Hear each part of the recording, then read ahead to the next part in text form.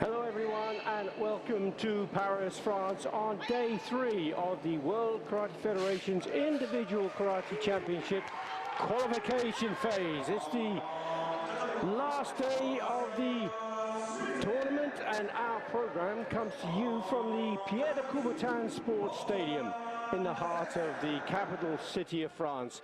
And the program is live streamed on the World Karate Federation's YouTube channel and will cover all 4 tatami.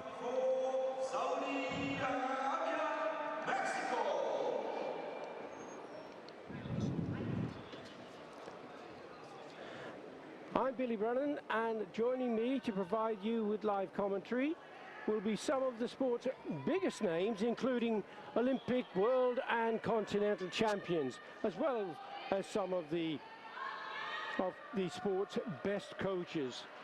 And that'll be coming a little later, but as the competition for the final day gets underway, just give you a little insight into how the qualification phase works.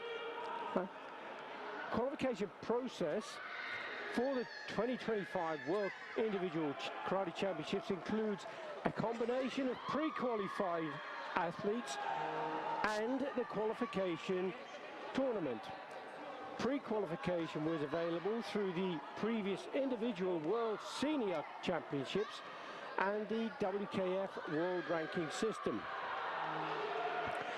And the World Karate Federation has made a major step forward in changing the way the World Championships operate. So instead of having both team and individual in the one championships, now we have the World Cup for teams, and that was held last year. And this year it's for the individuals, and they will alternate every other year. So this is the first time also that there's been a round-robin system. Now there are 24 athletes that have already qualified on the road to Cairo in each of the category. And the final qualification spots will be determined by the WKF tournament here in Paris. This is the qualification phase. Along with these athletes that qualify here, there will be 2 universality places, and that will ensure global representation.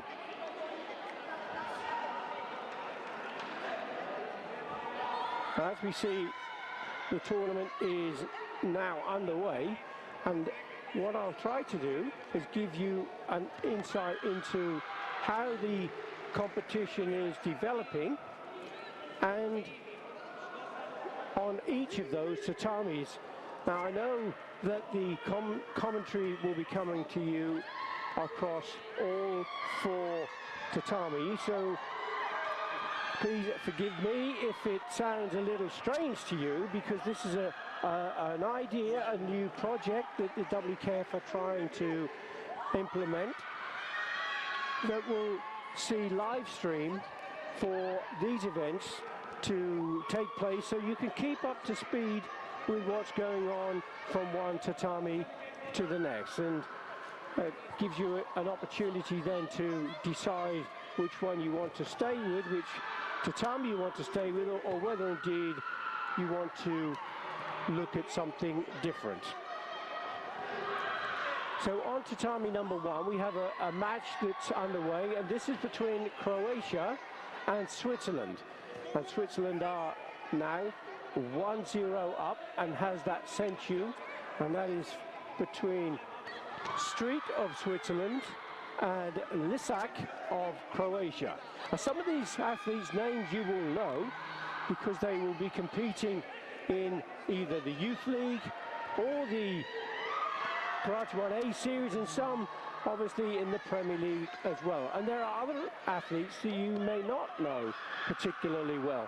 But this is the world platform for some countries that would not normally travel and not be able to travel around the world to take part in the other activities that the WKF have, such as the Youth Leagues, A Series and Premier League. But of course everyone wants to come together when the World Championships are at home, or ready to have a go and to try to qualify. So on tatami number 2, there's a bout between Portugal and Kazakhstan. Usanova of Kazakhstan is leading 1-0 against Barros of Portugal. And we're in the female minus 55 kilogram. On tatami number 3, the bout is between Belgium. Heidi of Belgium is leading 5-0 against Macau, China. And on tatami number 4, massive score. Just saw a convincing win a 3-0 lead, should I say. Still a great score for Mexico. And that's on tatami number 4. On the top of each of the screens that you're looking at, you should find the graphic that gives explanation of how the scores are. And that graphic will give you also the time of the bout, how the bout is progressing, what the score is, how many warnings there are, how many of those yellow cards that you can see, those yellow squares, they are either Chuis or Hansoku Chui or a Hansoku.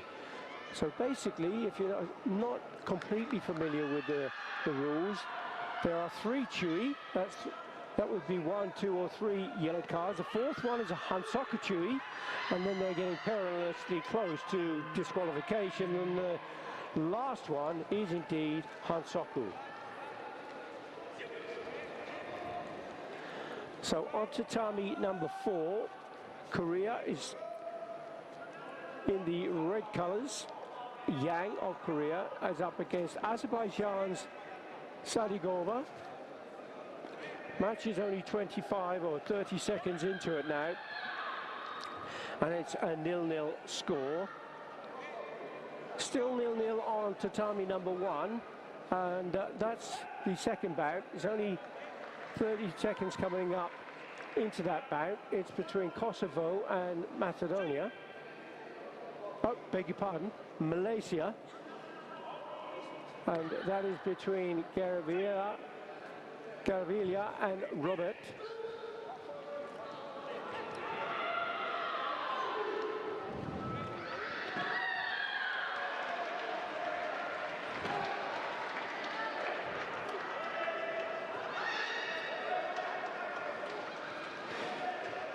Now the qualification tournament includes this round robin phase, which is followed by an elimination phase, and that elimination phase depends on the total number of entries. Now there is no seeding applied to the qualification tournament because most of the top seeds, the 24 top seeds, have already qualified for the individual World Championships. And in this competition, the draw will be without a ranking or standing criteria, and will have randomly assigned athletes to one of the groups. So at the draw, which was held on Friday last, the athletes were assigned their places in the groups, and they had no idea at that point who they would be facing. And whilst in the group, they will compete against each other, and only the top one of each group will go through. Now the round robin format consists of either 6, 8 or 12 groups with a minimum of 3 and a maximum of 6 athletes. Now depending on the number of participants, and there are 12 athletes that will compete in the elimination phase. If, for example, there are 12 groups, then only the very top athlete goes through. If there are groups of 6 or 8, then it'll either be the top 8 or the top 6 go through, then the next 4 places will be made up of the remaining best placed second, who finished second in the group with the highest score. Once they get to that elimination phase, those 12 athletes will then be competing for the 6 places that are available to qualify for the individual world championships in Cairo. So that is a winner takes all competition. That bout will determine who goes to the world championships and who goes home. Because come second in that bout, you get nothing. Apart, of course, from the pride of being among those 12 athletes that are contesting that last positions, those final positions in the World Championships. I just want to gain a bit of an update on tatami number 1. Just 2 seconds to go. There's a 1-1 score. Now there's a video review for blue. On tatami number 2, the score is still 0-0. It's a new bout. Sweden versus Rwanda. On tatami number 3, it's Slovenia versus Romania. Igor of Romania is 1-0 up against Dakovic of Slovenia.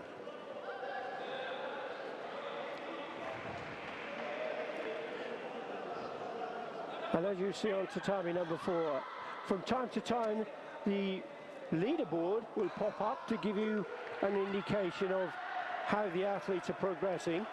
There's 3 points allotted to a win in the division, in the group, and 1 point for a score draw, but no points for a 0-0 draw or a loss.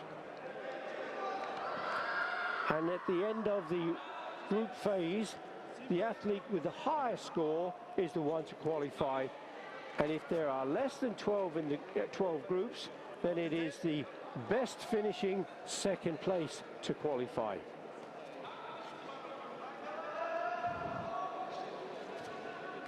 And there's a great deal of information to digest, I understand, and I'll try and repeat some of that as we go through the day. And we will have our first guest commentator coming up a little later in the program.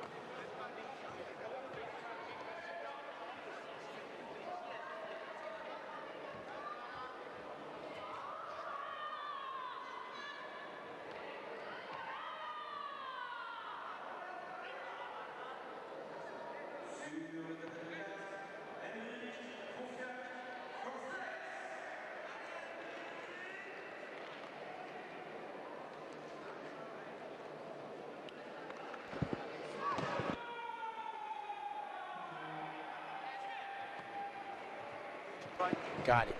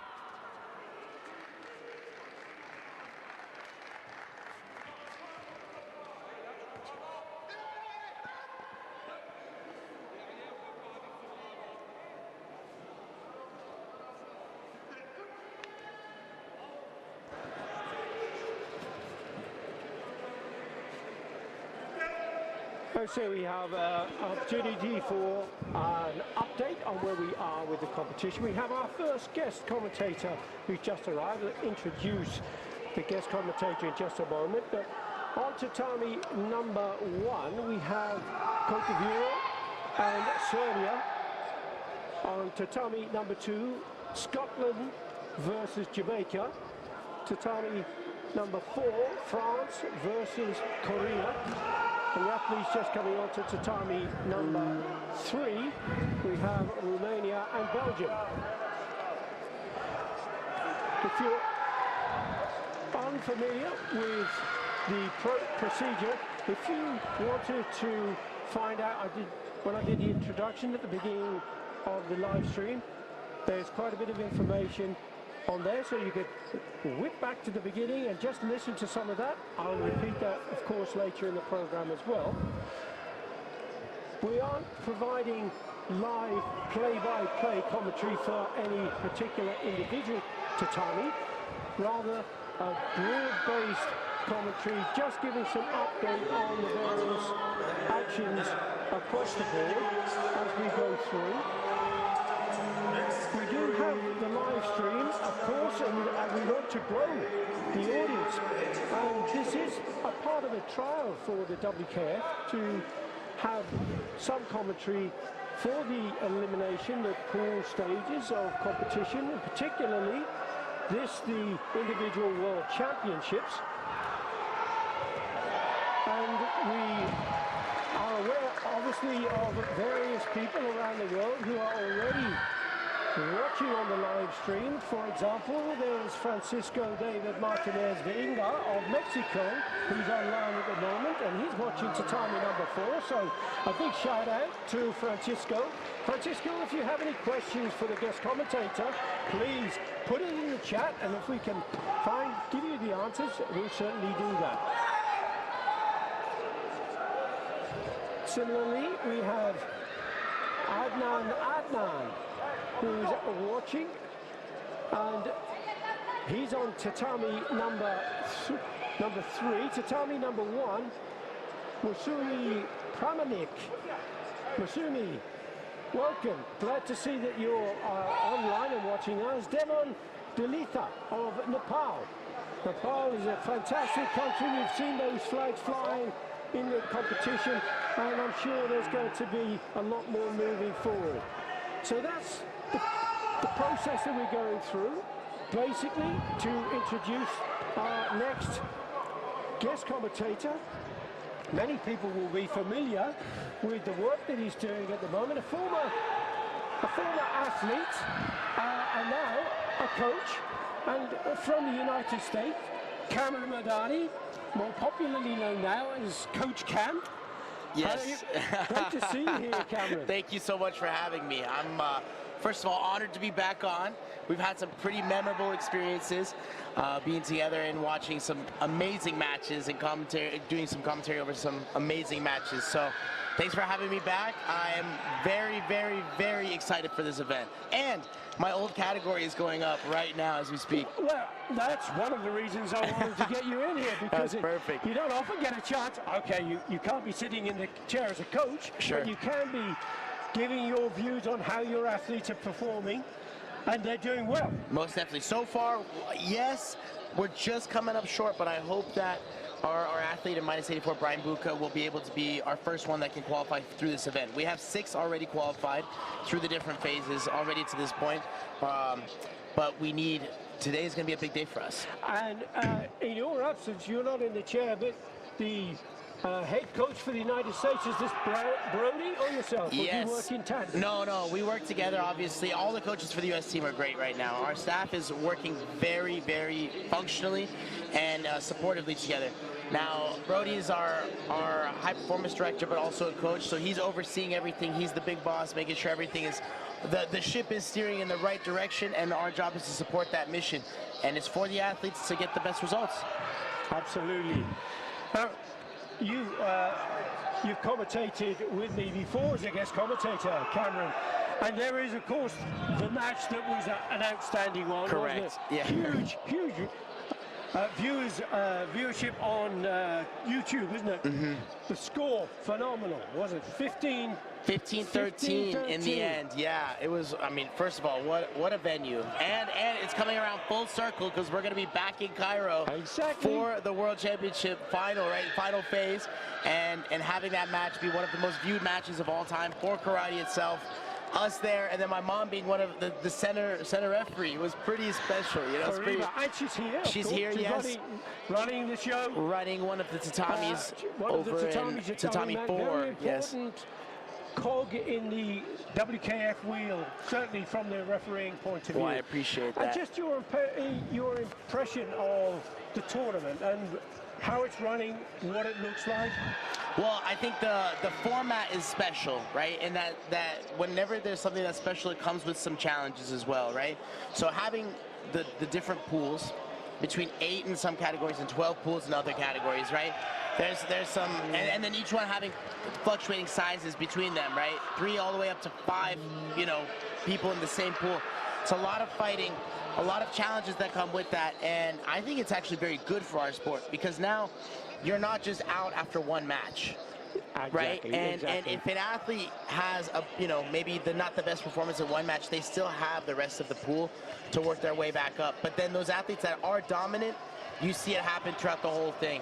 And with the round robin system that we have now, and the expense of travel, right? An athlete can come from one side of the world, and what was 3-minute bouts, they lose, and they're on the plane going back home. And some will find it embarrassing. Not that they should do it, right? Because it's the sport, and in a knockout phase, that's the way it works. But some will go back, and people will say, "Oh, how did you do in the World Championship?" And they're going, "Oh, well." But in a round-robin system, okay, they might not be firing on all cylinders right in the first match, but in the second match, maybe they come through. And that's the great thing about it, isn't it? Right, no, and listen, our sport has you've said it time and time again, that our sport has so many things to highlight between different abilities, technicalities, but then also the athletes and their personalities, right? And more opportunities to show that is better. So I like this system a lot, and it gives, I talked about it on the WKF podcast, this is it gives the opportunity for athletes that are not in the Premier League system yet or in the Premier League circuit yet to have a taste for that round robin, right? That pool play, working out type system. I referred with one of the other commentators, Douglas Bruce, who is a guest commentator yesterday, that amazing three-time world champion. Yeah, great guy. We're talking about a kind of conveyor belt, and the youth, the grassroots, the national competitions, the youth league, international league, the A series, the Premier Leagues. It's this kind of continuum, this journey that everybody sets off on. And that belt is continually running until you get to the very top, which is now the World Championships. The World Games has been quite recent in China. Right. And that was an incredible event. What an amazing event. Yeah, I mean, the different games events that surround our sport are already special. Hopefully back to the Olympic Games soon. 2032 in Brisbane. That's our shot, right? Right. America, though, USA, 2028. I know. We just came up a little short, and I mean, right? It comes down to the country and their preferences as well, and a lot of things that we don't know about. But there's a lot of great things happening, and our sport is evolving in a great way. That conveyor belt that you just mentioned is a perfect model for what's going to get us back to that Olympic stage, I think. And it wasn't there before. Before, you qualified for the national team, and you had your continental event and World Championships, and that was it. It was just those two events for the junior and senior level, and that's it. But now you have all these opportunities to travel, compete, work, and go from there. I mean, you can look at it. It's incremental almost, isn't it? It's like almost like a ladder. Right. The rungs of the ladder are closer together. That makes it easier to get up. I like that analogy. You know? If the rungs of the ladder are too far apart, you can't reach the next one. Right, or at least even see it, right? Yes. So the more karate competition opportunity, regular competition against quality opposition. There we go. Yep. I mean, mic drop, right? That was it. that was worded perfectly. Yeah. What are some of the highlights that have been up for this event for you? It is phenomenal, and in some ways, I know it may be frustrating for some viewers who are watching. They're thinking, "Oh, we should be quiet. Let me just watch the match. I'm interested in." Sure. I guess you could turn the volume down. You could mute, and still enjoy. But the WKF want to bring a different kind of approach, not just simply play-by-play on one and focus on one mat only, but to have a chance to get people, guest commentators coming in like yourself, with the initiatives that you're introducing now, using the technology that is available. You've got a really good Instagram and TikTok format that you're now putting together as Coach Cam. Yes. You were just on the podcast with Mitchell Durham. Right. And Nathan. And that was really good. That was a great time. That's a brilliant initiative that the WKF has brought in. I mean, I completely agree. I think just getting more views. We already talked about it earlier, but there's so much and so many people that go into our sport. And being able to highlight the stories, let alone the people themselves, let alone the system that's bringing all these people together, all these athletes together, all these referees together, all the commentators together, whatever it might be, is important. And I think through the podcast itself is one thing, but then what I'm trying to do on my channel is just advocate and highlight athletes and all the things that come up in our sport in a fun, but then also educational kind of format. Fun. Yeah. Keyword. Yes, fun. Because sport is wonderful, and to be successful on the mat is absolutely brilliant.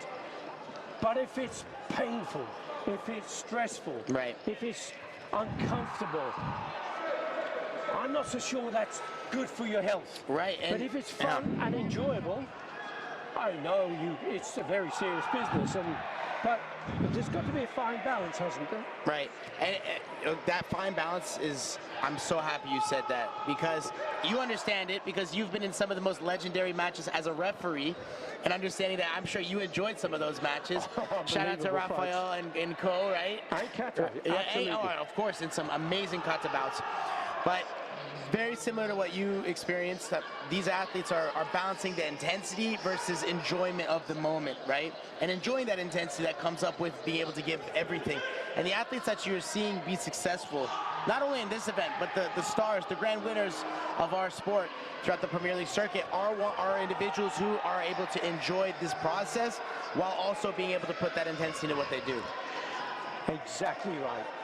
But just a chance to have a quick catch-up on the match. On tatami number 1, there's a bout between Kosovo and Georgia. That's just started at 0-0. On tatami number 2, we have a match between Senegal and that's an interesting one. I'll come back to that one in just a moment. Tatami number 4, we have Spain versus the Kingdom Republic of South Africa. On tatami number 3, Chinese Taipei and North Macedonia. So there's plenty of action going on the match. Scores are 3 points to 0. Kosovo just come back in now on tatami number 1. 2 minutes 22 seconds on the clock. Chinese Taipei and North Macedonia still drawing on tatami number 2. So flitting around between the tatamis is an interesting way of doing things, don't you think? Oh yeah, for sure. And I'm actually really happy with this format as well because there's a lot of action. And highlighting just one tatami would not be fair. It would not do justice to these athletes, you know.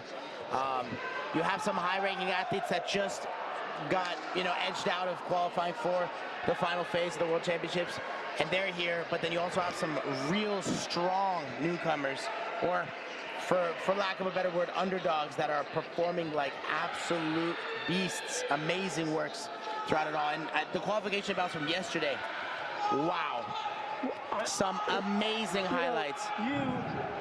The standard that some of the athletes are achieving here. And we've got to remember, the top 24 are already through. Correct. It just shows the quality of karate that is starting to be produced. Correct. Because of the process that they've come into this, with the junior ranks into the senior ranks. You've finished competing now, and your focus is on coaching and promotion of the sport. For sure. Karate is a lifelong journey, and there's so many facets that you can enter into. Which part of it excites you most?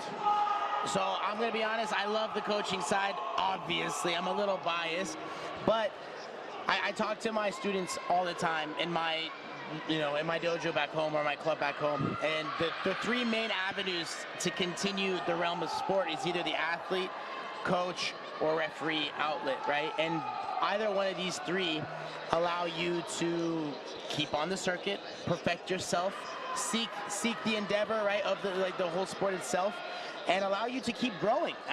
One thing for sure is I have to keep training. I mean, granted, I still am, knock on wood, I'm still able to, like yourself, but you what was that? You do the 100 push-ups every morning? What was the rule? Yes, I do. There you go. You see? And I have done for the last 40 years. 40 years. I'm trying to be like Billy. Every day. 200 squats, 100 push-ups. 100 push-ups. You see? It's a challenge for everyone. There we go. Everybody's got to get the challenge, right? My dad was mentioning that to me. He said, man, Billy's on another level. He keeps his training up even when he has the long days of commentary or refereeing and everything, right? Yeah. You have to. So, but it's because of that karate spirit, the karate mindset that you are applying, even though you're not necessarily in the box or on the tatami. You're right next to it, but you're holding the same standards for everything, right? The beautiful thing about karate is, in my opinion, after more than 50 years in karate and martial arts in general, the physical attribute is the byproduct. The real benefit is the way it makes you think and feel. That's the key, because it has such an important impact on the way you live your life. So that's the trick. That's the trick. Kick and punch is good. I'm right. I'm completely with you. Yeah. How do you think when the proverbial hits the fan, you dig deep and you call on that martial arts spirit to help you through bad times? Oh yeah, all the different times, right? And that's Can we? Is there another mic drop? Okay. You worded it so perfectly. Hey, listen, this is not about me. No, It's for about sure. you, We're here and it's together. about these We're athletes on the enjoying mat. this amazing event, and I mean some amazing bouts. Yesterday, some of the highlights that stood out were another high-scoring match in one of the qualification bouts from 14 points. 14 points, yeah. Tremendous yesterday From the Saudi on that athlete in night. -60, and he performed so well. But then also, you know, it's just great stuff. And this is the funny part, right? As a spectator, I love being a spectator. I love coaching a lot, but sometimes just being a spectator and letting your mind at ease and not having to analyze what's happening is great. The funny part about it, though, is when you're watching one tatami, you always miss the big shot on the other one, and then as soon as your eyes flip over to that other one, you miss what happened on the original one. So this is why I like the four. But the beauty of the live stream, Right. You can choose You can to go look at back all and of have a them. look at games. Exactly. Now, with the TV production, okay, you can focus on one match, you can do play-by-play, that's great. But once the program's finished, it's gone. Right. But with live stream, you can choose which match to look at, which one to come back to, and it's there forever. Right. Right. Is there any techniques you're feeling like have been scoring a lot throughout these last few days?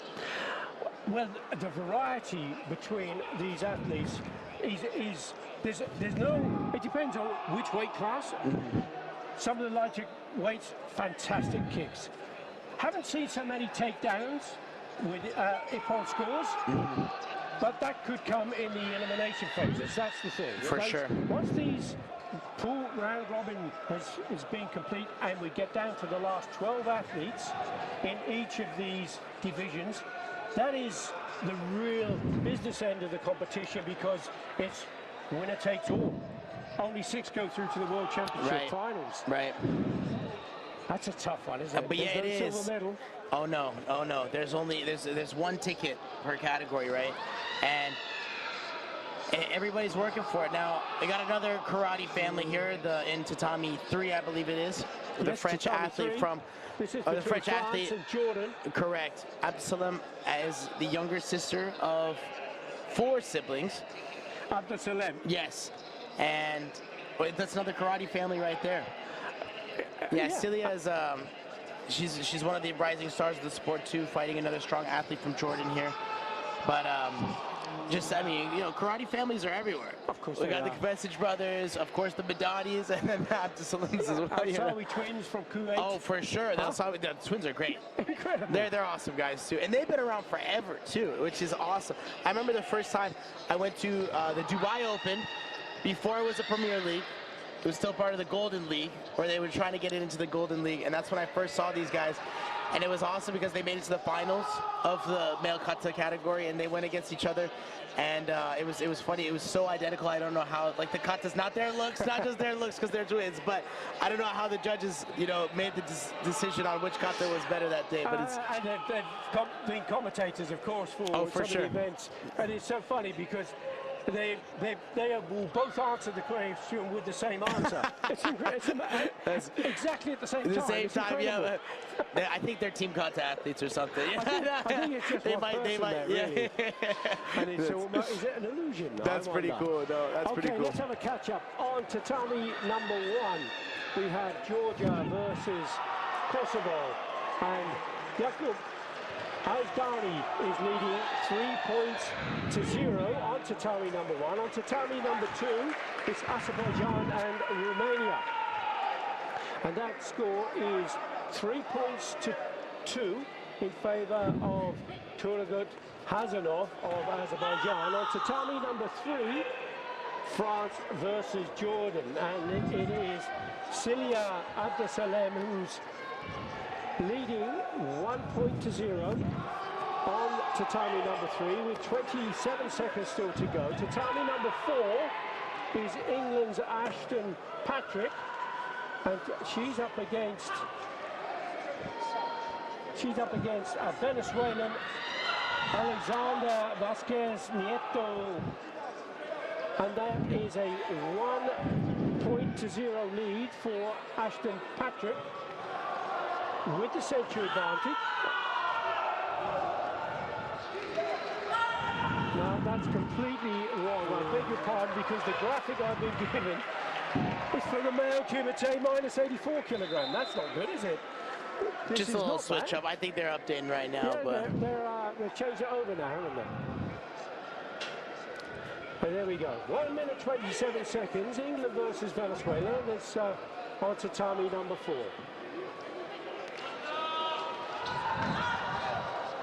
Tatami number 3 is about to get started. But it's the third day of competition, third and final day of competition. yeah, it's and getting through to the heavier weights in the divisions. And your weight when you were competing, Cameron? Was under 84 as well. So I'm a little biased. I like this one a lot. You know, I think under 84 has a lot of strength, but still retains some of the speed and explosiveness that might be there from some of the lighter weight categories as well. But I mean, two really highlight ones of our sport right now. Minus under 55 kilograms is going with two of the ladies over here, and also under 84, which are two of the highlight categories across all of karate right now. On to Tatami number 3, that is Bosnia and Herzegovina. It's actually a really good matchup. Nezra Sipovic up against Turkey's Rezan Imzurmra. And that's 0-0 at the moment. It's only 15 seconds, 45 seconds into the bout, so there's still plenty of time for that to change. Georgia and Kosovo on to Tatami number 1. Kosovo leading 3 points to 1. Tatami number 2, North Montenegro, and Montenegro versus Qatar, and that is a 1-0 lead. On to Tatami number 2, that's Montenegro's Nikola Molovic. Tatami number 4, Ashton Patrick, now training against Venezuela's Vasquez Nieto, 3 points to 1. And just 9 seconds left on that, so it's going to require a big score. When you're in that position, Cameron, when you are a fighter on the mat, what goes through your head? What do you want to do to try and get that big score and change things around? You're highlighting a very important moment in our sport right there, because background, besides wanting to coach the technical side, my expertise comes in coaching mental, right? The coaching the mind of athletes and how they can optimize it throughout the different parts. So a lot of the videos or different things that I post about is actually what happens in the mind, or what you're thinking, or how you're processing in those different moments. So one of the key concepts for the athletes coming into this event was don't panic, right? And as much as I don't want to sound, negative, right? Don't panic is a very negative statement. So it's optimizing, then staying present with whatever's there. A quick acceptance of whatever the score might be. So when you get hit with a big, big score, that's a part of our sport. A lot of athletes go into that panic mode. Yeah, exactly. But that's part of our sport. You can score 3 points just as much as you can get 3 points scored on you. And accepting that will then allow them to say, okay, let me get back to my strategy. Let me get back to all that planning that we've done to find my score to get myself back in this match. Yes. Now, as a coach, how do you train that into your athletes? Most definitely, to be able to manage and cope with that emotion? Right. Well, very similarly to what we talked about again once before. There's a fun way, but then there's also the business end. The business end is you need to have routines, right? And so you'll see it a lot of times with how athletes walk back to the line. That's their designated reset, or that's how they're doing. Maybe it's a fix of the hair. Maybe it's a tightening of the belt. Maybe it's something that they do with their gloves. And that is basically their automatic reset, and training what that specific thing is to get themselves back into the moment and then back into the present for the next exchange. Do you know, I like that analogy, because that's a physical act, right? To have, it's like pressing the reset button on a computer. Correct. Yeah, no, exactly. And we're in a tactile sport, right? These athletes are so experienced and so high skilled. They can tell how much pressure is on their glove, right? When they're hitting a target, or even the kata athletes, you don't have to look. They know where their foot position is, where their big toe is, where their left pinky is, and they understand their body so much that they know where everything is at every given moment. So that's why having a reset that's tactile, they're doing something physically, makes that big difference for them. And most of the athletes are professional or semi-professional, Right. and they will have a team around them now. Sports psychologists is a really important aspect, and nutritionists. Right. Have their physiotherapists and Right. the whole team. Right. It's not just the athlete. They have to have that kind of entourage around to make that work. And how do you recruit people into that position? Yeah, so some teams have those people for them already preset, but the U.S., as we were like on the Olympic cycle, had some key players in that whole role, but then a lot of times I have to find them on my own, and it comes down to what you can use and what you need for what resources you have. So I was lucky enough to find, for example, one physio who was a chiro, a physio, and a PT in one. Wow. Right, but then now I notice that that's a challenge for a lot of other athletes, and that's why I'm putting out this content that I am now, right? Like, nobody really talks, or it's hard to find a lot of people that you can talk to about how to process things mentally, right? Yes. And I want to be able to give that resource for all athletes, because the mind is the one thing that goes everywhere with us. Even when we're sleeping, the mind is still processing, absolutely. working, and all of the energy that's being put in is important to be able to process. And going back to what I was talking about before, the fun side of it too is important, right? And processing these things as a fun way. So in one of the training camps I had recently, we did like a skit basically, and have the athletes play through, well, what if you just got cracked and hit really hard and you had to go see the doctor in the middle of a match? Okay. How are you going to reset yourself in that moment? Now, the athletes had a lot of fun with it because they weren't actually hitting each other, but they were making all these charades about, pretending that they just got hit and they're rolling on the floor and, wow, my knee, my nose, my this, my that, and then actually having a reset that they would do in those kinds of moments. Or what if, it's 5 seconds left and you just got scored on? Yeah. The easiest emotion to have is grief, right? But then when you play through it, it almost diminishes how negative that response is. Yes. By having them work through it at that moment. Yeah. Yes. So there's a form of mental rehearsal Right. with this, developing these scenarios in your mind. Just a point on your team. Okay. I guess the answer would be, well, it depends on how they're successful on the mat. But the question would be, how do you measure the effectiveness of a psychologist? Right. Right. How do you know whether that is working? Do we have another 3 hours? Right. Well, I'll tell you right now, the initial or quickest answer to that is, let's see how they do here. Yeah, on the mat. And if we've been prepping their mind for this event, let's see how they do here. The second variation of that, right? Because everybody can have a bad day. Of course. And sometimes, let's be honest, you just get beat. Sometimes the other person's just better. You just lose. That's what sports are. That's where we're at. And so if we can look at both of those, and the athlete can come off the mat and genuinely say that everything that they had in them was exerted on the mat, all the effort, all the tactics, all the energy, and they were there for the whole 3 minutes, or in this case, throughout their different rounds, 9, 12 minutes between their different bouts, then you're working in the right direction. Yes, absolutely. You're working in the right direction. And debrief is an important phase. Oh, wow. Another 3 hours right there, yes. I couldn't agree more. And that's actually one of the skills that we're working on with the U.S. athletes, is not only the debrief at the end of the day, but the debrief between matches. Yes. We were back in this same venue in January, and from January until now, I've been working on a structure for these athletes to come up with strong resets between their matches as well. And so that debrief is not at the point where I'm holding on to all the things that happened from my previous match into my next. Or, like a lot, sometimes, and I was in that spot myself. I can confidently say I lost at a Premier League to the point where my third match, I knew I wasn't getting out of the pool. Right? Okay. But you still have to go fight another match. Yes. How are you going to approach that, right? What are the things you're going to do? What way do you want to approach that? How you're not getting out? Are you going to be someone that gives up in that moment? Or are you going to be someone that's rising to the occasion and says, hey, I have the opportunity to have another match at this level with these athletes, with these competitors. I'm going to take advantage of that and finish out the way I want. Now, here's a thought that you just triggered in my mind.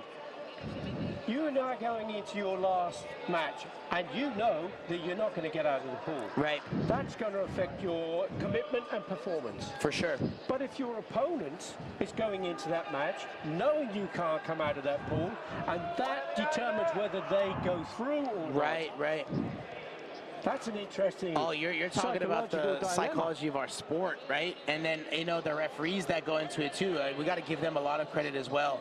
And the thoughts that go between, you know, behind protests and even the challenges of the long days, right? Yeah. And maybe there was one. Oh man, as a coach, I can tell you this is a real one too. Before getting back to that same point you made, right? Like I see a punch and I'm like, oh, should I have VR'd that? Should I have not VR'd that? Or any technique, right? And it's the same thing that's this 3 minutes that you watch on the live stream for any of these tatamis is an execution of pure psychological chess between everybody that's involved in that 3 minute bout. And so with those moments that you mentioned, right, like, you know, there's an athlete that's not making out, another athlete that determines their moment, right? Some people might just give up. The thing that I work with my athletes on is, who are you as a person? It needs to portray in that moment. Are you the kind of person that says, I'm going to rise to the occasion? Are you the kind of person that says, I'm just here to enjoy it then and give my best performance? What are you looking at there to make sure you have the best abilities in that moment so you can get the best performance? But this is a very common thing for us, right? It's a very common thing, you know, as you go through it. Did you ever feel like there was a hard part in the referee cycle with your thought process of it all? I think if you're taking part in sport, it doesn't always go the way you hope it to go. Sure. You would imagine it does. What is important though is when referees will make mistakes because they're humans, they're not robots. Right. And that's understandable. But it is trying to avoid repeating the mistake, to learn from the experience, to understand how to control that emotion. And these referees are professional. There's a ranking system with the referees now that means these are the best of the referees. Correct. They can't just decide to rock up to an event like this and just hop on, and maybe they haven't done many matches. Those days are long gone. Right. Now these referees have to do the A series, they have to do the Premier Leagues, they have to do the Continental Championships to make them the best they can be and to rise up the ranking of the referee program. And that's why they are all so incredibly good. They will make mistakes, some, from time to time. Everybody will make a mistake eventually, but the better you get, the fewer mistakes you make. Correct. And that's... Can I just ask you a question? Most definitely. Because this is, we have Armin Rahman, who's watching tatami #1. He believes the best athlete at the moment is Al Jafari, the best fighter. Oh man, he's going to start a debate there. No. Al Jafari is an exceptional fighter. Oh, quite exceptional. But putting US fighters aside, okay, who is your inspiration on the tatami, and who would you tell your athletes to look at this person, male or female, kata or kumite? They're the ones you need to focus on. Yeah, I mean, that's a hard question. Directly, you know, the faces of karate are, I mean, again, I'm biased, I know that. I'm going to be honest about it, but in -84, we have some pretty star individuals between Muhammad Al Jafari and Yusuf Badawi, right? The Egyptian cast right now, if you will, between Abdullah in -75, Yusuf in -84, and then Taha in +84. Those three are special in their own right. And I'm honest to God, you could go through the whole array of different categories. But isn't that wonderful that you could do that? Right, and there's someone special. Oh my gosh, and in all divisions. The female athletes are special too. I mean, obviously, again, I know I'm biased. At -55, Trinity is an absolute weapon on the mat, and someone that a lot of young athletes look up to. But this event itself brings a lot of great talent and great athletes as well in that regard. On tatami 2, you know, a very strong matchup in Juan Macedo from Uruguay versus the Belgian athlete here. And Walid is very good, man. You cannot count him out at any point in time. He's gonna find a way to try and be successful. 2-2 with Senchu going towards Juan from Uruguay. All the way through. Oh man, what a body kick there on Tatami too. That's awesome. Now I know we're not supposed to get play-by-play, but that match caught my eye. That match caught my eye. Well, no, it's not that we shouldn't do play-by-play, because when the opportunity arises. Right. But if we focus on one match and someone's watching another one, that can be a bit. It's a little challenging. Yeah. Not impossible. But it's interesting that you can flit across the various tatamis just to find out what's going on and who's competing. For example, on tatami number 2 now we have Uruguay and Belgium. Walid Degali of Belgium is on 2 points, as is Juan Macedo of Uruguay. 2-2 the score at the moment, but the Senchu lies with Macedo of Uruguay. Tatami number 3 is the match between Finland and Latvia. Alexander Overranin of Latvia, no score in that bout. And on tatami number 4, a match between Iceland and the Republic of Korea. Iceland leading 3-0. Obviously, it has the Senchu advantage to go with that. That's Hugh Haldorsson of Iceland. And there's 2 minutes 29 seconds on that match. Tatami number 3, Latvia versus Finland. No score. Coming up to the halfway stage in that particular bout.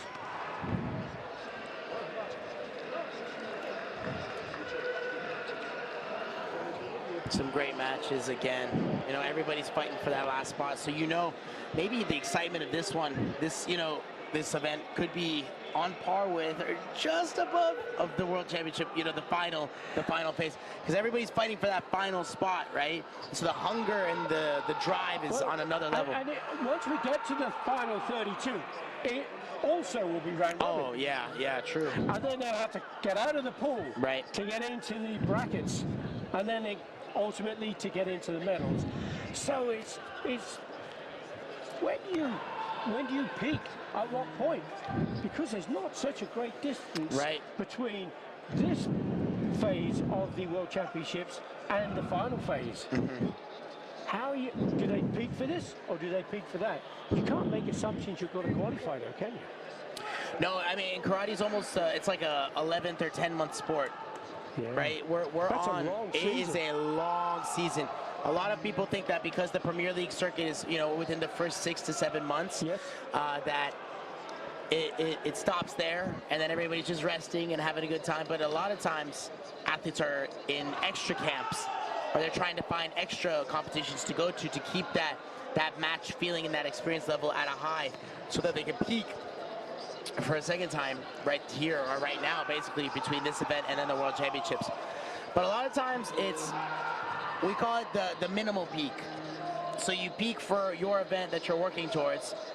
You have this rapid recovery time of 24 all the way up to 72 hours, and then they're right back to trying to find another minuscule peak. And that way your body's not over fatiguing. But then they're able to make those progressions throughout the whole year, as opposed to, all right, I'm going to peak for this one tournament and then I'm done after that, right? Because you have trial events, right? This is a trial event for the final phase of the World Championships. But each one of these athletes have to go through the trial events of their individual country, sustain those, the rankings in their country, but then let alone in their continent and the things that come with that. And then on top of that, now you have the world stage as well. So there's 3 parts that go into it all. But what you've described is how incredibly difficult it is to be world champion. Oh man, yeah. All of that exactly culminates in number 1. Number 1, undisputed number 1. That's pretty special, right? It is indeed. Well, Cameron Madani, Coach Cam, We're going to leave it for you there and allow you to get back to the tatami We have and some focus action on the coaching to Yes, try sir. to get your athletes into the final phase of the World I Championship. appreciate it. Thank you. You're a legend in the commentary world, and I'm grateful to be learning so much from you. So thank you for your time, and thank you for allowing me back. I think I'm more a leg end than a legend. No, it's great. Thank you for your compliment. For those of you watching, look out for Plus 84 coming up soon. We'll be back in the chair over there for U.S. athlete Edward Sigillian. Hopefully we can make our way out. Okay. Thank you, I Cameron. appreciate your time. Thank you so much. Take care. We're going to take a little break now and hope you enjoy the rest of the competition so far.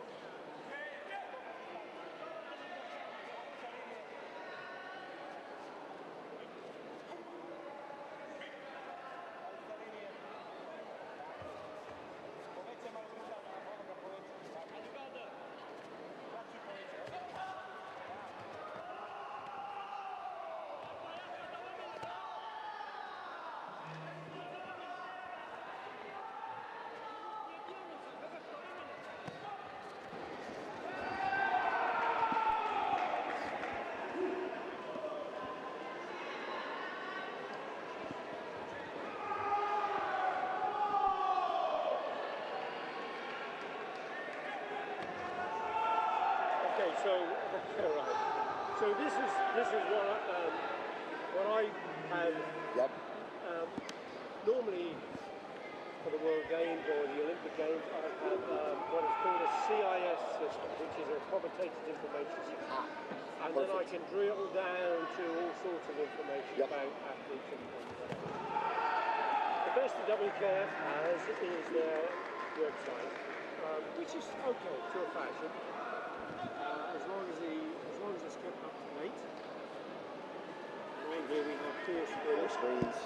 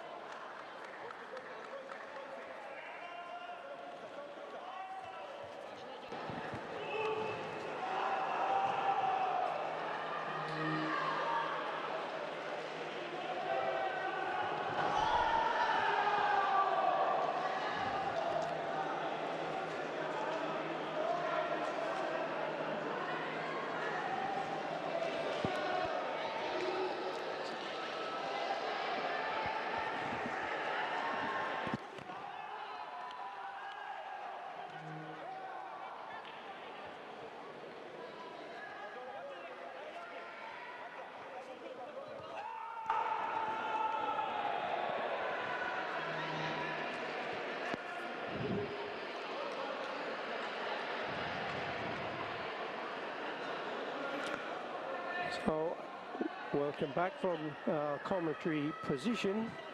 We're in the Pierre de Coubertin Stadium for the qualification tournament of the individual World Karate Championships that are going to be taking place in Cairo in Egypt.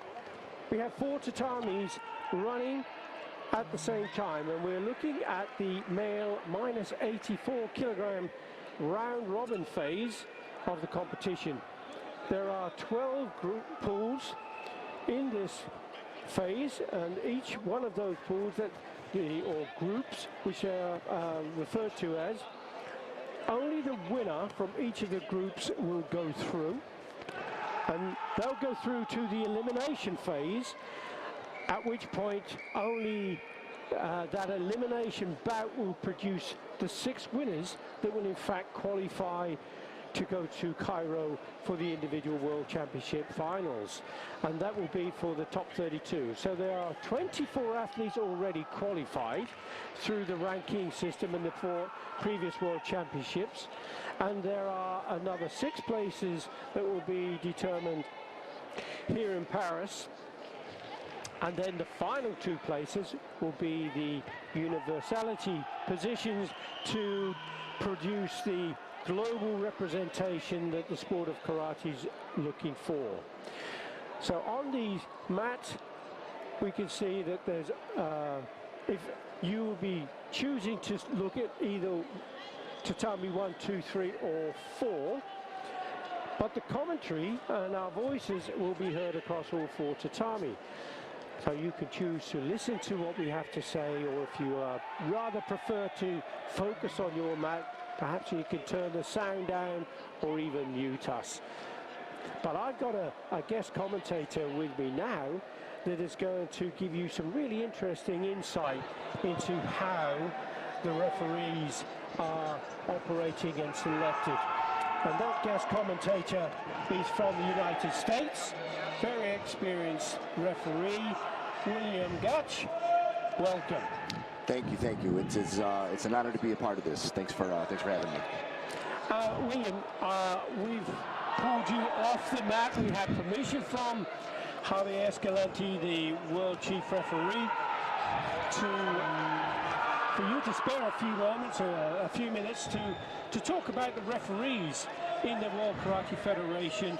How I'd like to know how you become a referee, what makes you want to be a referee, what is the process, and if anybody's interested, how maybe they could follow your footsteps. So, first of all, tell me a little bit about you and tell viewers your experience. I know you were a competitor until fairly recently as well.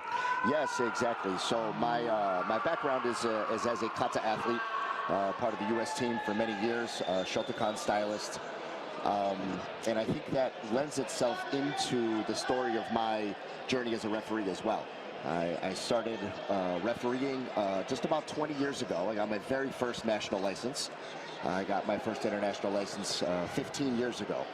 And what's interesting and unique is I was able to be an elite athlete and compete at the highest levels, but also participate and grow my referee career, advance through the licensing programs nationally, continentally, of course, now at the world level. Excellent. What I might say is some of these athletes, they're either semi-professional or they are completely professional. It must be so difficult to compete, and all that is required for that determination and focus, and also to try to develop a referee career as well. How do you manage that time?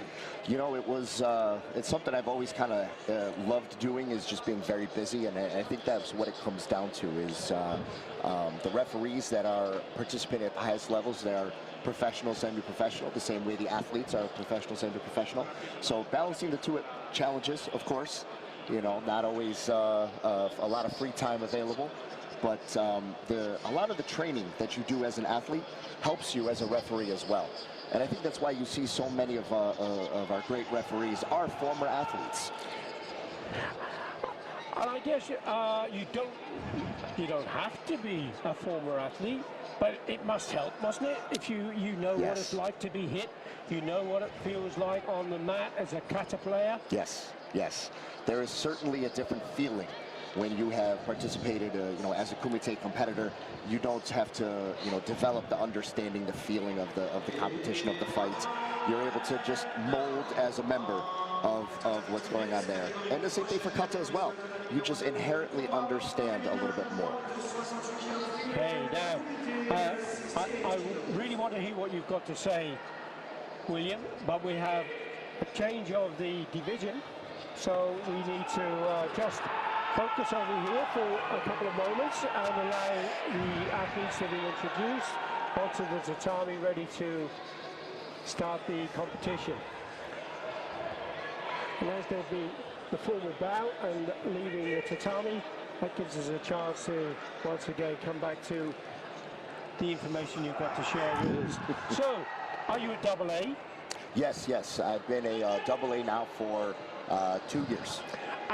No, I made that reference to double A because I know, having been a double A referee myself, but if you don't know karate or you don't know the process for referees, qualifications, can you explain what a double A actually means? Yes. So the double A, the referee, the Kumite referee A license, along with the kata judge A license, those are both the highest licenses you can have as a WKF referee.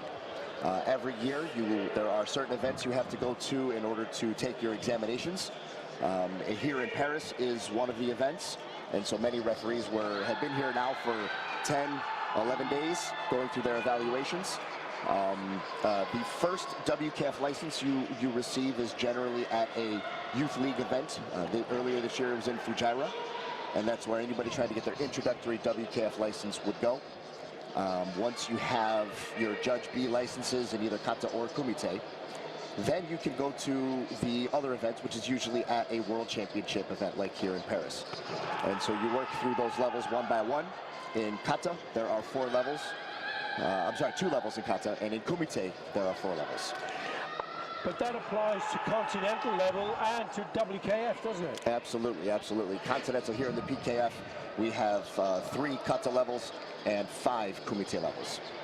What sort of period would you say from the starting an international career to get to a double A license?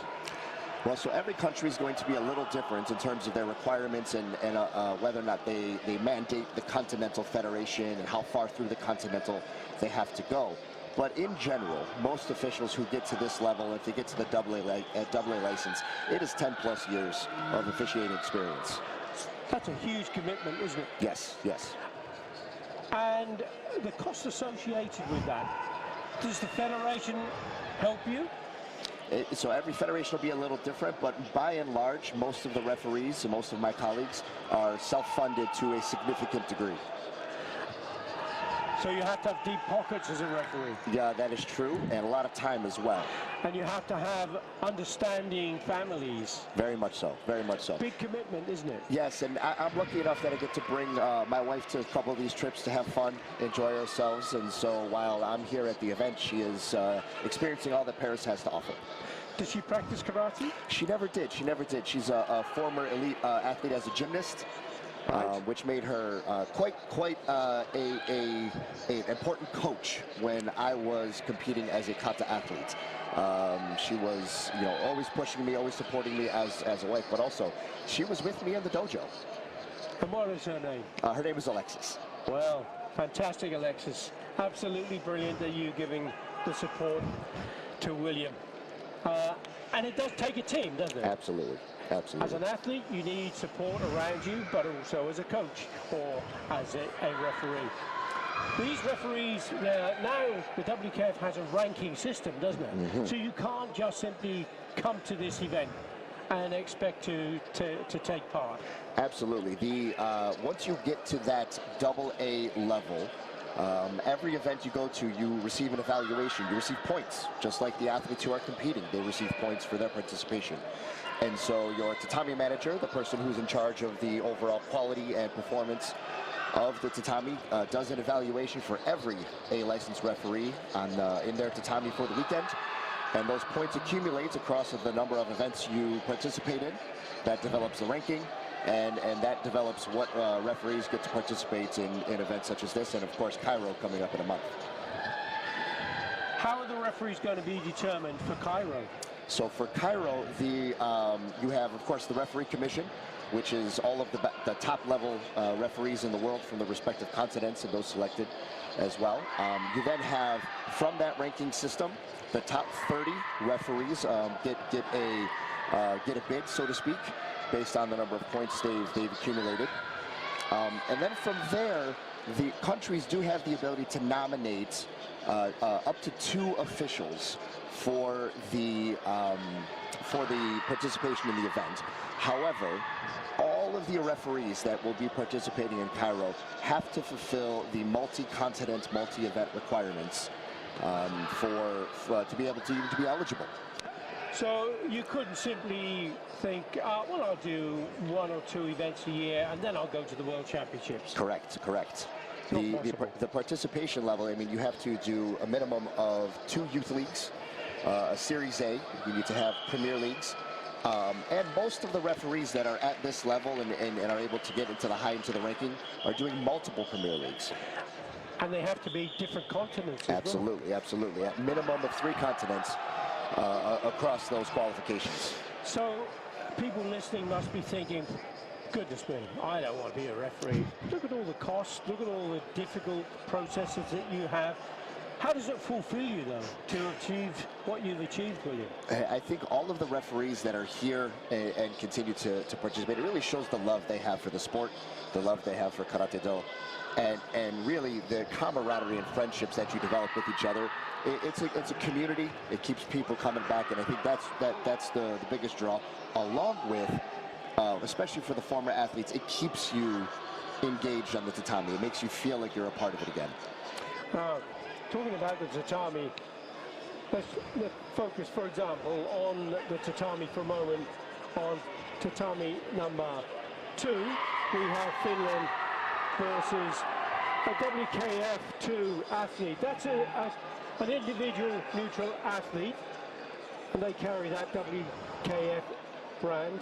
And the tatami we're looking at, the referee in the middle of the mat now on that tatami, or indeed on tatami 3 between Finland and Ecuador, or tatami 4, England versus the Dominican Republic. How are they selected to go on that mat? You're going to be the referee for this bout. Yes, so every tatami has a tatami manager, and then at this event, 3 tatami manager assistants. The TMAs, as we all call them, they are in charge of the deployments. So for each individual bout, they will develop the panel. Referee, judges, coach supervisor, score supervisor, and of course video review as well for the events that have it.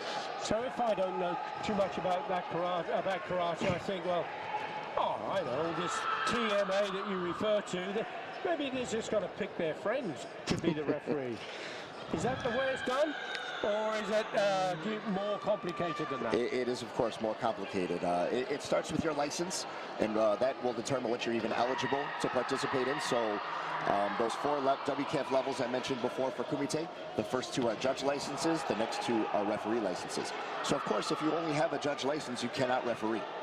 Right. So only the judges who are people that have a judge license are available to do that, along with some of the more support functions, score supervisor, coach assistant, Kanza assistant. But the referee licenses, that gives you the ability to be a referee. But only the people that have a referee A license are able to be a Kanza and a video review supervisor. And what's a Kanza? The Kanza would be the arbitrator, the person that makes sure that all the rules are followed during the bout. And that's when you hear a whistle blown sometimes. Absolutely. Does that mean the referee's made a mistake, or is there a technical issue, or maybe a video review? It could be any of those situations, and I think one of the things to highlight about the panel really is a team. Everybody has a job. And if everybody is doing their job appropriately, then everything just runs smooth and functions. And one of the jobs of the Kanza is to check things, double check the video, double check the time. And so the whistle going off isn't necessarily a bad thing. It's just that person doing their job. Do you have a favorite position? Referee, judge, Kanza, tatami manager? I think all referees love to referee. They love to be in that position. It's of course what gets the most attention. But really it does need to be stated that the Kanza position is likely the most important one to make sure everything is flowing the way it should be. And, you know, for everything from the equipment being of the right type, length, degrees, all those things, to the time, to the judges, to the scores. It's all those positions I think are critical. But of course, everybody loves the referee. Exactly. Your hope, I guess, is to go to Cairo? Yes, yes. I have been selected as one of my country's 2 participants, so I will be going to Cairo. Fariba Madani, of course, is a member of the commission. Kathy Bailey, who's, I believe, still in the top 15, she's going. And then it'll be Cedric Barksdale, long-time legendary referee for the United States, and then myself. Yeah, absolutely. And that's not so far away, is it? Because we're only a month out from the finals of the World Championships, the top 32 in each division. It will be an exciting time, absolutely an exciting time. But your work here now isn't done. This is the 3rd day, but you've been working every day. Yep. And when there's a protest, there is an appeals jury. Yes. And how does that work? You're on the appeals jury, I understand. Yes, for this event, also in Salzburg Series A, I was on the appeals jury as well. And so those are some of the officials that are selected anytime that there's a coach or an athlete that gives a protest. Maybe they're saying there's a contravention of the rules to some degree. There is a selection of 6 of the top officials, 6 of those AA referees, and then 3 of them are put on the appeals jury panel for that individual appeal, balancing conflicts and things like that. Okay, so a little insight then for people who are not familiar with all of those rules. What's the role of I know you say to deal with the protest, but how do you go about that? So assuming all of the paperwork has been filled out, because this is a very, somewhat of a legal process, it feels like in a lot of ways, where all the I's need to be dotted and T's crossed. And so we receive the paperwork of the protest describing what's going on, along with all the evidence available presented by the coach who is protesting. We also have the ability to access all of the cameras that are on the tatami in order to help us adjudicate the situation. So that's exactly what we do, is we will go through the evidence. We will conduct interviews with the relevant people from the panel, the referee, the tatami manager, whoever it might be. From that, we will determine if any contravention of the rules took place, and then either accept or decline the protest. So it's a very thorough process. Yes, yes. Open and transparent?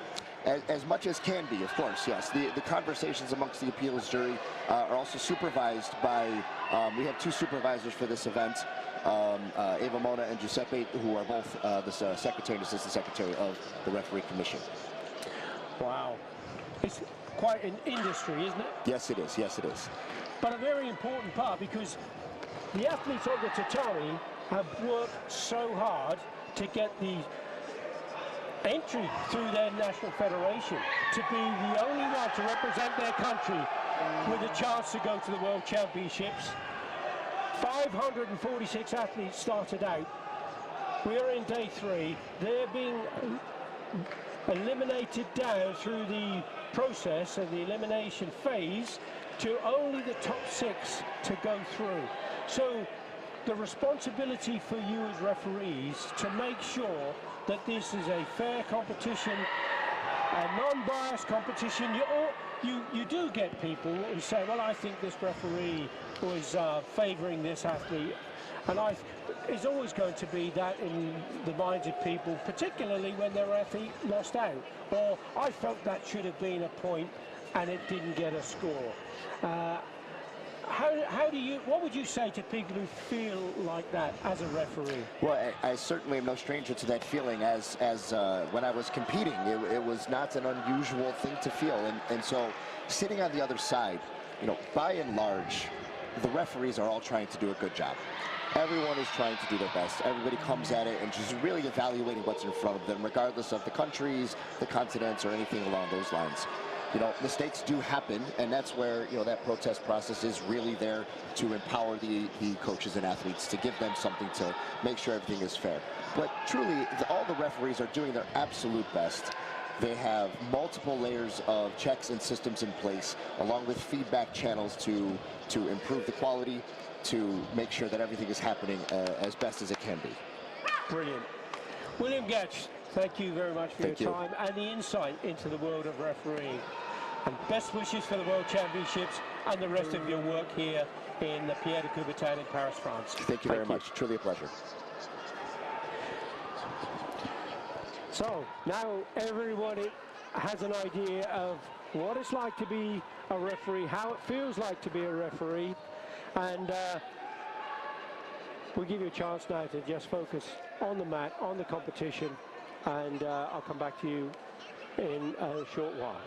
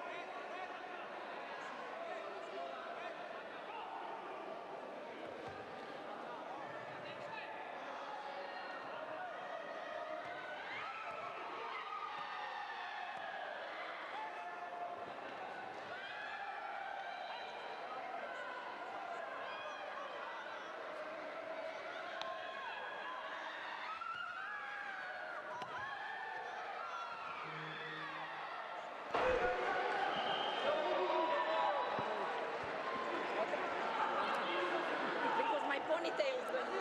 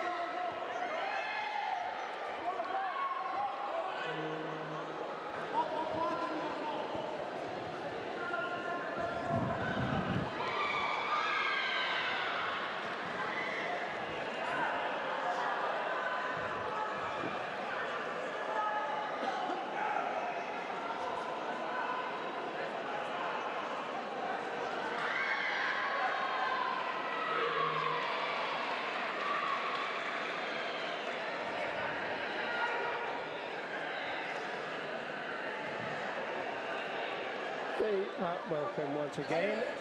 I'm Billy Brennan, and we have our next guest commentator and a former World Games gold medalist, junior world champion, and also a world senior silver medalist in Paris-Bercy, now retired as an athlete, but still very much involved in karate around the world, particularly with one of the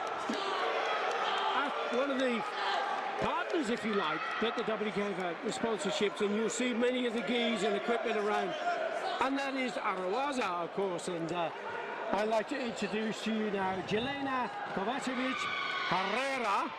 Hi, hello. I'm Jelena Kovacevic Herrera. Excuse my pronunciation. You did it really, really good. Now, Jelena, welcome.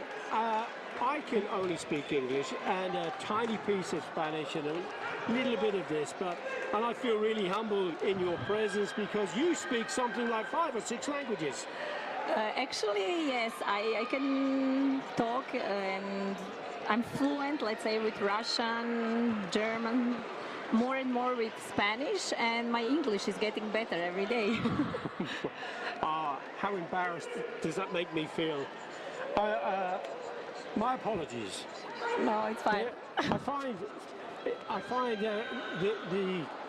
find it difficult. I'm a bit of a dinosaur. I'm an old boy now, right? So it's trying to teach an old dog new tricks is difficult. I do try to study Spanish. I do try to study French. I can understand much more than I can speak. Actually, that's how happened, I guess, to everyone. To me, is the same. Even more that now, when I have 2 kids, I don't have time for official lessons, so I'm trying to learn by myself, and that's even harder, talking with people. But I believe that sport helps a lot, trying to communicate with all those beautiful people in karate world, where we like to say that we are karate family really often. Yes, it helps, and somehow I can say that was my motivation in the beginning, to be able to communicate with people and say something not only on the tatami. And talking of the tatami, do you miss the tatami, competing? A lot. My husband convinced me to come this year to watch the qualification tournament for the individual world championship, and I'm really happy because it's almost, I don't know, 7-8 years that I had opportunity to be and watch tournament in the venue, so I'm really happy to be able to make this trip. And you represent the Croatian national team? Actually, I came as a distributor of Arawaza brand, and I'm happy to see many athletes using that brand that I consider the best one, of course. Well, that's the plug for the brand. Well done. I use it as an athlete, so now when I work with Arawaza, I'm happy because it's something that I really believe it's a good quality and a nice cut. Okay. So that's one of the reasons to be here, the same as to watch and see everything new that is coming in karate world. On that topic of new, when you were competing, in Paris Bercy, in the World Games, in the World Combat Games. You have a very, very successful career when you were competing. There's been lots of changes. We now have a judge, we have the clicker system in karate. It was the flag system then, and there were 2 judges, then there were 3 judges. So how do you feel that those changes have improved karate now? Is it something that you think is much more exciting? Karate is definitely developing each year, and I can say that just the fact that I'm watching in Miami, I'm watching live tournaments that I would like to watch before I couldn't. I see that as a huge advantage. Even athletes who cannot participate, they are able to check their opponents. I think that's normal in serious sports. Organization, it's amazing. Here is a high-level competition with a really good level of athletes who are trying to get their spot for World Championships next month. And I can say that each segment, from athletes, organization, and just everything is getting better every day, and we should keep pushing and working to be even more better. Yes. Because if you don't change, if you don't try new things, you end up being stagnant, and the world around you just moves on, and you get left behind. But the WKF are working all the time, and this is a new initiative, Jelena, to try and provide some information across 4 tatami at the same time. There's only one commentary for all 4 tatami, so whichever one you're looking at,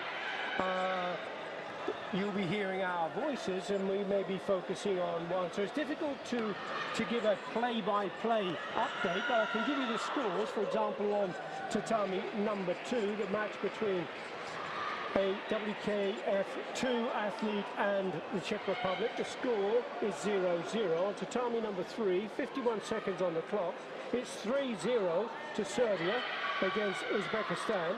On tatami number 4, Puerto Rico against Poland. Yes, a really good athlete from Puerto Rico, doing her job, trying to get Yes, at the moment I think she lives in Spain and working with coach Ivan Leal, if I'm correct. And she's increasing her level last few years. I haven't watched her few months, but I'm sure she will do amazing job here. She's doing incredibly well here. She's 5-0 up on Natasha Chizweska of Poland, and she has the advantage now. When you were competing, Jelena, there was the Senchu wasn't part of the criteria then, was it? No, that's one of the new thing in karate. Back in my time, Senshu didn't exist. It was, I believe, it's something that makes karate more active, more attractive. People are trying to fight since really beginning. I was pretty much most of my career I was really aggressive fighter. And I like to attack, I like to make people enjoy a lot of technique, but we know that many athletes were not doing that, which I think is important to be again a part of Olympic Games or attractive for the sponsors and the fans. So the Senshu is one thing that I think is really, really good that happened to karate as a part of the rule. Yes, now there are a lot of changes in that period since you were competing, and another is, of course, video review. Video review wasn't available in the same way, was it? No, I just remember when the first time I think like my last active karate season, I was able to compete with video review, and my coach just didn't think to use it enough, because he was, okay, make your point and that's it, like we are not going to ask. And we were like still confusing how to use it exactly, and in my opinion helps a lot because athletes are faster, there are more techniques, and we can see soccer and sports today, it's a technology that we have to use and be upgrade. So I think it's amazing and helps a lot to be fair and make the best to win.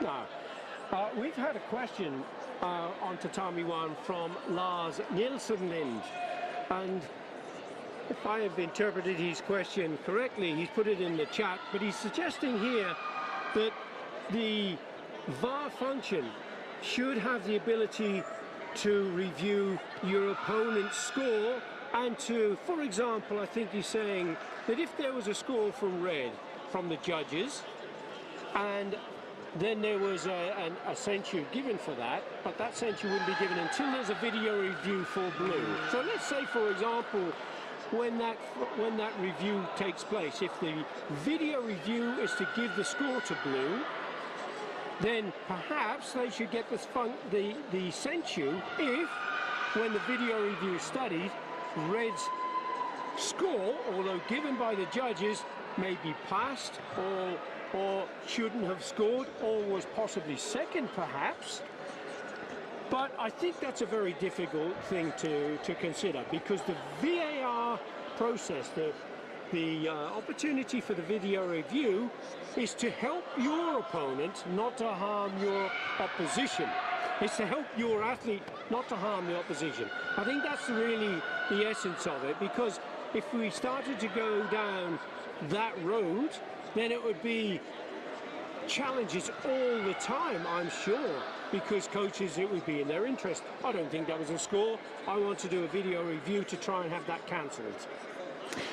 At this moment, the situation is where if you believe your athlete has scored a point, you ask for a video review. If indeed it is valid, you get the point.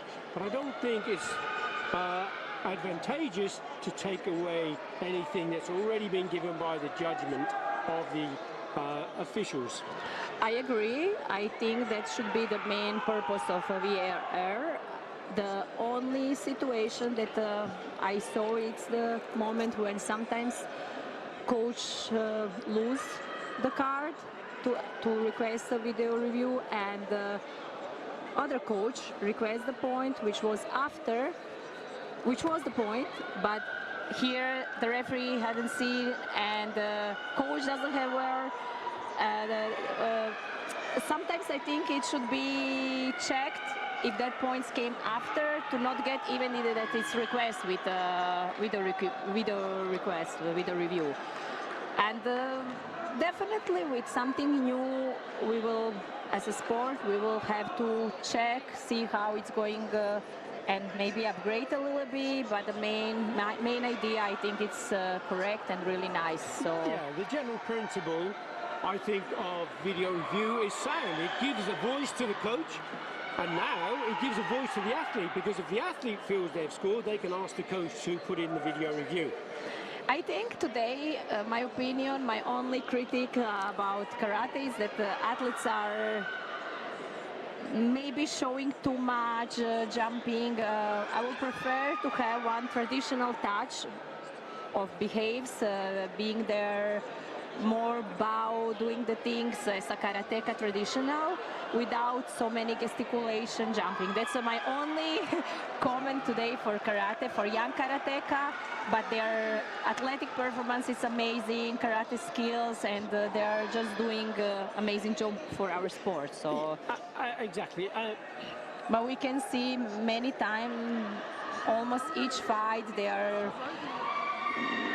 doing things with the hands and complaining, or I know that it's part of sport, less of martial arts, but I would prefer to put that in the rules more clear. So and that's a good point you make, Jelena, because appropriate celebration is a real consideration for the judgment. And if it is inappropriate celebration, the athletes can be sanctioned.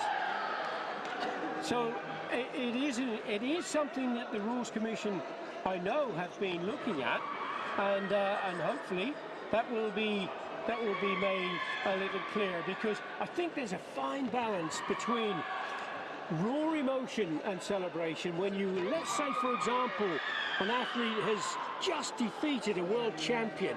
Now the emotion that's built up for that 1 second of elation is expressed in different ways. Yes, definitely to celebrate. Yes, my opinion was regarding during the fight. I just think that during the fight, sometimes it happened too many movements or complaining that it should be like that's maybe more my personal style. Definitely not. It has to be like that, but I always connect martial arts, the part that we are, not just the sport. So I love that behaves. You've touched on a really important issue, because there are people I know who look at what we have now on the tatami and say, well, that's not karate. That's a game. That's a sport, but it's not the martial art of karate. We have that said about this. I think we have to recognize that this is the sport of karate, and the martial art is different. And the tradition of martial art of karate is really, really important, because that's where we come from. That's the culture that we are from. And how that interacts, sport and tradition, because there's some athletes now who just train Kumite. They don't practice kata. Balance is important, and I don't like McDonald's dojos. I prefer really have at least there are other brands. I prefer old school, especially for the kids, and in the dojo for coaches who work in the beginning to make a base, to teach those kids kata. And then if some of them want to kumite, fine, but I really prefer to have a nice base. And I was not surprised, but it was amazing. Once, I don't know, 15 years ago, I was a part of a Japanese national training camp, and their kumite players are able to do kata training the same level, to be competitive at the Worlds. So that for me was really nice to see. I know that it's not easy to do both, but at least to have nice base and some part of traditions to make a beautiful balance between sport, karate sport, and karate as a martial art. Now, just thinking about the age groups that we have in karate now,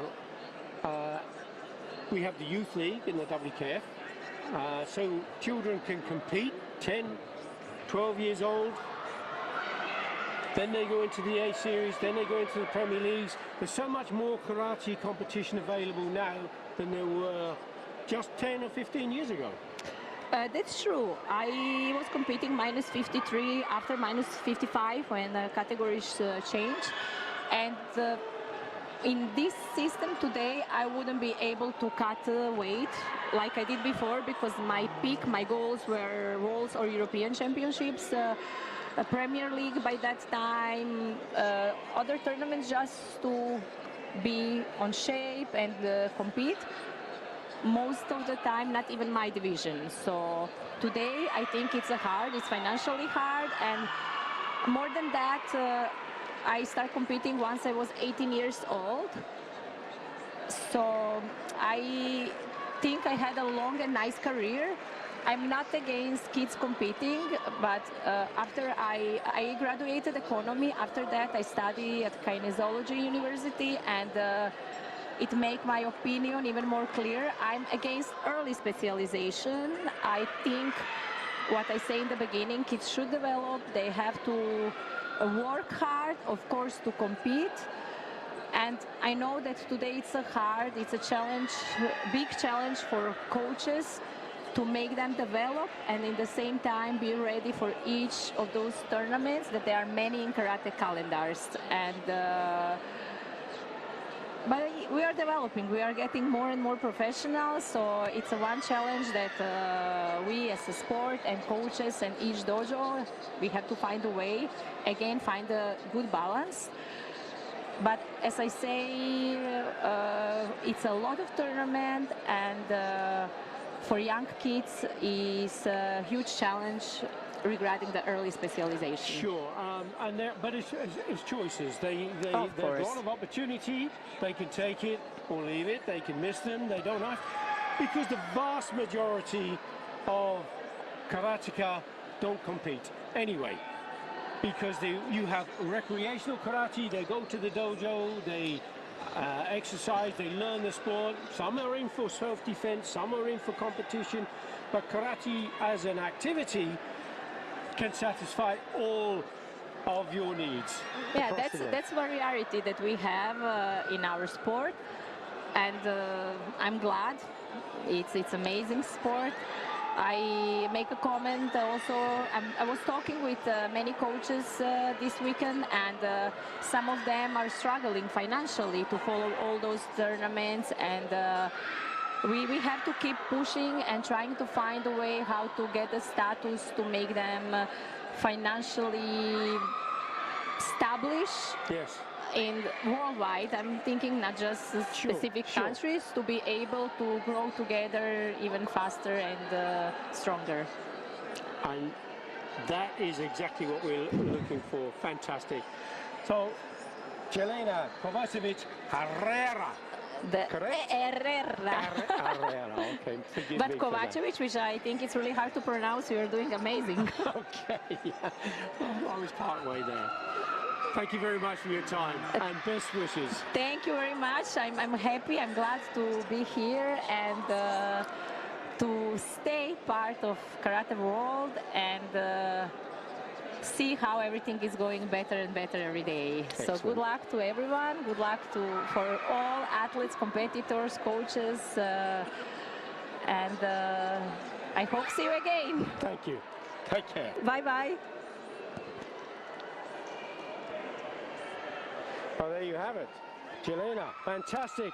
That was really great to have some insight from a former World Games, World Combat Games champion, and a silver medalist in the World Championships in Paris-Bercy in 2012. And anybody who was remembering that, there were 16,000 people watching that, and that's how karate is developing over the years.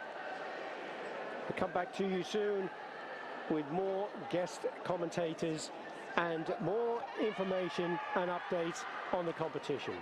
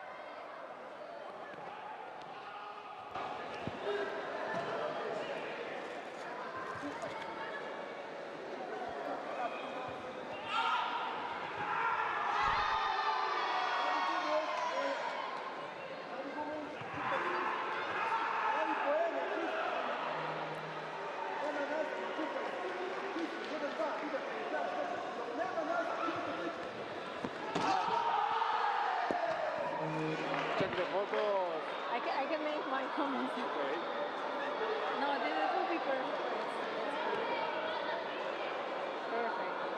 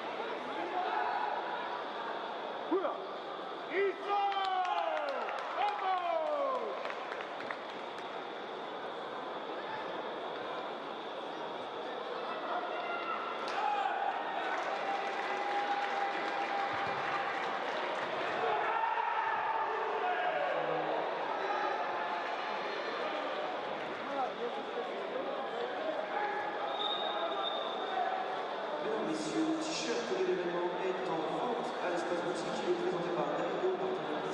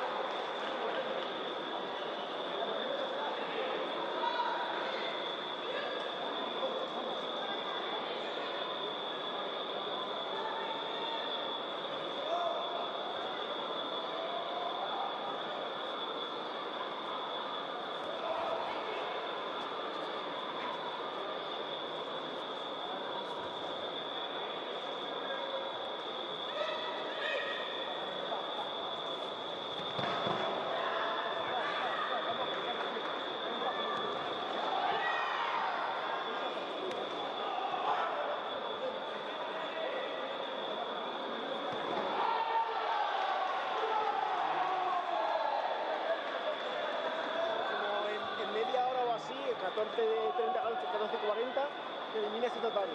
Okay. Los demás siguen, pero este tatami termina. Perfecto. Se queda vacío y Perfecto. los demás van continuando. Entonces, lo vamos a dejar un rato Sí. y ya cortamos. Perfecto. Ya te digo. Lo dejo con mute y me avisás, Sí, ningún problema. O sea, eso, lo ponemos con mute un rato. Sí, yo te lo dejo en mute. mute y vos me decís cuándo. Vale. Si querés avisarme 5 minutos antes, tiro el video promo y ya Sí, lo por cortás eso, cuando porque quieras. es que lo estaba viendo y hay como una cosa, un cacho así, ¿no? De que Sí, los demás el más largo es el 3. Sí, el más largo es el 3 y eso, el tatami 1 es el primero que termina muy pronto y los demás siguen. Vos me avisás, cuando estás por cortar me decís, Juan, voy a cortar, yo lanzo el video y te digo listo. Vale, igual después hablo con Esteban y te digo a ver cuánto break tenemos entre una ronda y otra. Perfecto. Igual tenemos como ayer, un cuarto de hora o algo así, problema. pero te digo luego. Lo gestionamos, no hay problema. Escucha. Una sola cosa, Ya. me dicen los realizadores Sí. que el grafismo está bien lo que es el resultado, el code y todo lo de ahora, pero entre pelea y pelea, cuando tiran las estadísticas, dice que están teniendo mucha dificultad, o sea que no están coincidiendo las estadísticas de cada lucha con la lucha que se está realizando. Sí. Sí. Entonces que en algunas peleas no están lanzando las estadísticas porque ponen estadísticas de otras luchas. Ah, vale. Como para, que no sé cómo lo están manejando eso. Lo hablo con... Para que lo sepan.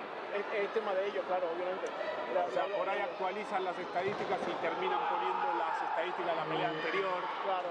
Entonces ellos no las están publicando a veces. Cuando coinciden las publican, pero cuando ven que no es las estadísticas de la pelea que acaba de terminar, no las publican. Vale, vale, pues lo hablo con ellos para que estén pendientes. No sé cómo es que la actualizan o cómo... Yo creo que un operador que tienen por ahí, que es el que le da el botón, que no está grabando bien. Ok, para que estés informado. Les aviso a ellos. Listo. No está, pero ahora que me voy a dejar, lo hablo con ellos. Vale. Gracias.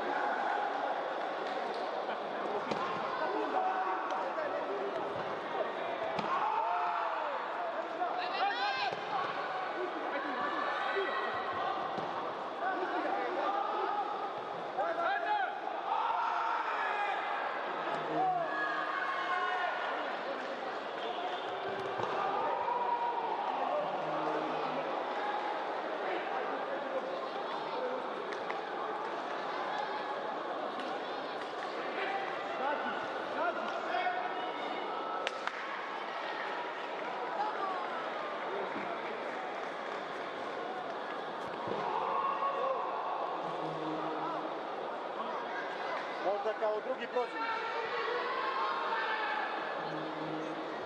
Viso.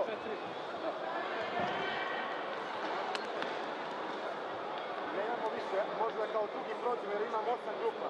I 4 drugih najbolji prolazi. Samo pogledajte sad.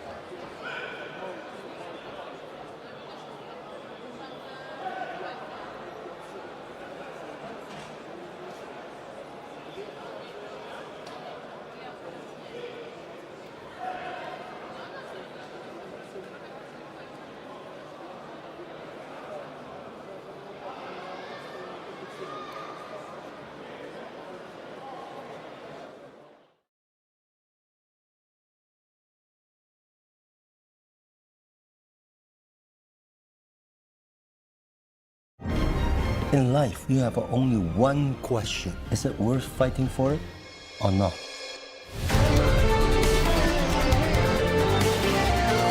Let's make a Karate Kid. When you understand that, you'll be ready.